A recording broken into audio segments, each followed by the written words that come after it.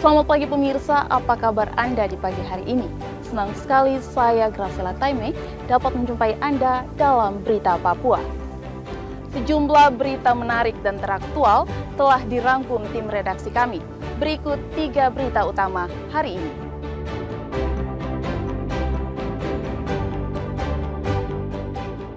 Pendulang emas yang dibunuh KKB OPM di Yahukimo kembali bertambah 1 orang.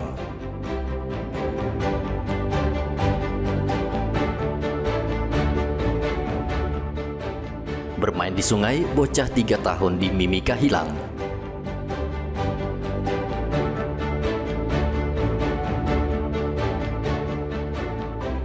Abon gulung menjadi alternatif oleh-oleh kuliner favorit Anda jika berkunjung ke kota Jayapura.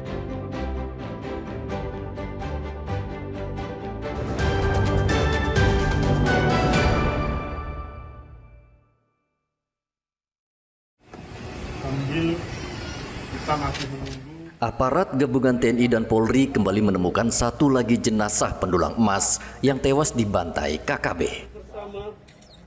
Sehingga keseluruhan ada 16 pendulang emas yang tewas dibantai KKB. Korban diketahui bernama Ferdina Buma. Tubuh korban ditemukan di Kampung Muarakum pada hari Rabu. Jenazah korban langsung diserahkan ke keluarganya dan dimakamkan di TPU DKI. Hasil dari DVI prosedur dari antemortem dan postmortem dengan label IHK 2025-015 teridentifikasi dengan 3 data sekunder dengan nama jenazah Ferdina Boma. Ferdina Boma lahir di Nabire 30 April 1995, jenis kelamin pria, agama Kristen, yang beralamat di Urumusu, Jalan Nabire Ilaga, kilometer 36, RT 2, RW 1, Kecamatan Uapa, Kabupaten Nabire, Provinsi Papua Tengah.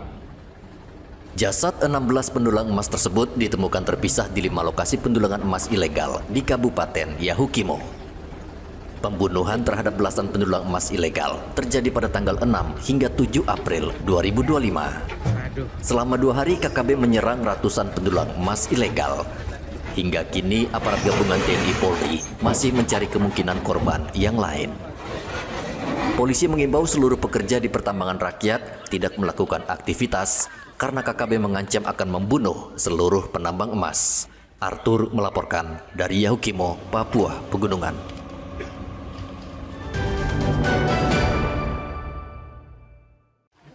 Ada persiapan tali sudah tali? Ada. Tim SAR bersama warga masih mencari bocah berusia 3 tahun yang hanyut di Kali SP2 Kabupaten Mimika, Provinsi Papua Tengah pada hari Rabu. Korban bersama saudaranya tengah asyik mandi dan berenang di Kali SP2. Namun saudara korban meninggalkannya seorang diri di kali karena ada keperluan. Saat ia kembali, korban sudah tidak ada. Saksi yang panik langsung melapor ke tim SAR yang langsung menerjunkan tim ke lokasi kejadian.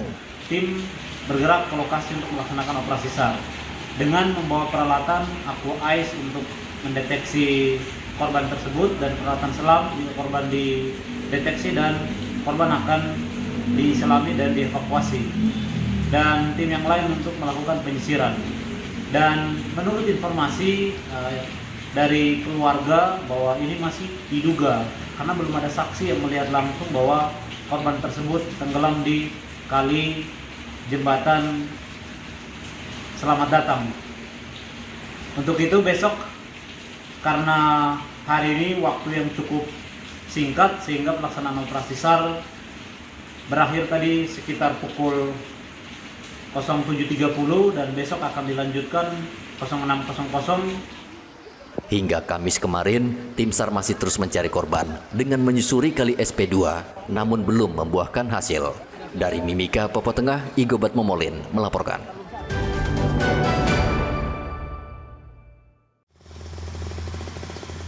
Perkembangan penyakit malaria di Merauke, Papua Selatan cukup mengkhawatirkan. Menurut Dinas Kesehatan Merauke, peningkatan penyakit malaria cukup tinggi karena hingga akhir tahun 2024, kasus malaria naik hingga mencapai 3.000 kasus. Sementara tahun 2023 jumlahnya berkisar 1.000 kasus. Daerah yang paling banyak penderita malaria yakni di distrik Ulilin dan Eligobel.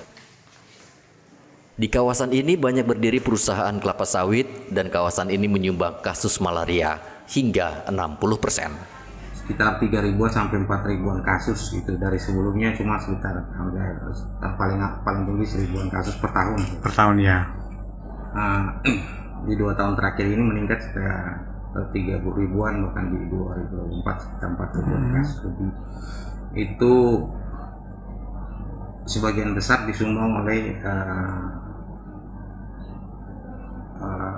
wilayah di Ulilin, penting di wilayah perusahaan sawit yang biasa apal dengan di situ menyumbang 3.000-an kasus lebih, jadi 60-70% kasus dari sana.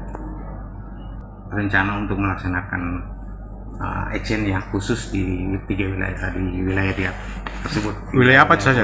Perusahaan kelapa sawit itu. Oh gitu. Nah, nanti setelah pasca dengan bantuan UNICEF kita akan survei massal. Kalau di istilah malaria itu mass blood survey. Jadi seluruh karyawan perusahaan itu akan kita periksa. Menyikapi tren perkembangan penyakit malaria yang tinggi, Dinkes Merauke bekerjasama dengan UNICEF akan melakukan penyuluhan serta pengobatan gratis ke pedalaman.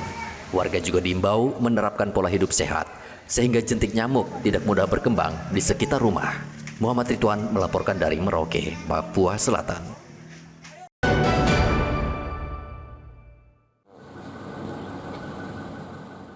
PT Pertamina terus memasok BBM ke sejumlah SPBU di Merauke untuk memastikan stok BBM untuk masyarakat aman.